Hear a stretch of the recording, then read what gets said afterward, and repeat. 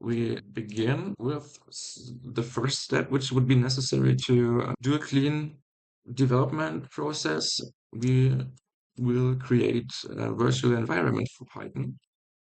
This makes it possible that our dependencies are only in this virtual environment. So when you're working on different projects and one project needs this version of the dependency, another project needs another version of the dependency, this fast can create problems.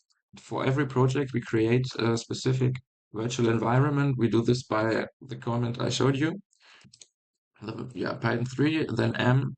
The first bench would say that we want to create a bench, and the second specifies the path in which we want to create the bench, and here we can see it's directly the root folder.